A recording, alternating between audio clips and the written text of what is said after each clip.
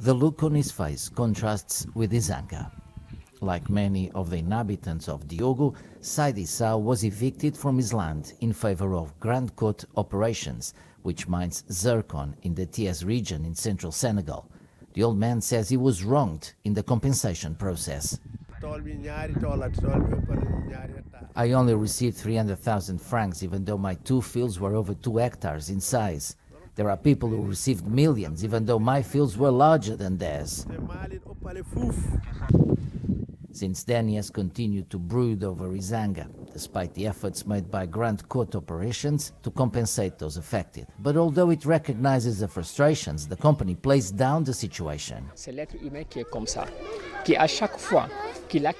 It's human beings who are like that, who each time they acquire something seek to acquire even more. And this is normal. This is the natural law of things that says so. But you who have come here, if you compare what people had in their old villages, what they have today in their new villages, you'll see that there has been a clear improvement in the living and economic conditions of these people. The changes can be seen in the modern dwellings that have replaced the huts and other makeshift houses. The inhabitants now have their own mosques and operational schools, but also a health center and a market which they are still waiting to open, in addition to the MSC supported by GCO. We are here in Cœur Coqueca in the Thiès region, and its inhabitants are among those affected by zircon mining in this region of Senegal. Until a few months ago, this village was a desert. It was built by the operator, Grande Côte Operations, who expropriated their land as compensation.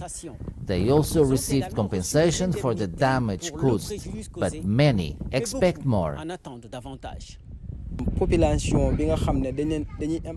What we want now is for them to help the affected populations with training. They must also equip the health center so that we no longer have to go to Tivaouane or Darufal, which is very difficult, but also that they open the market so that people can sell their goods here.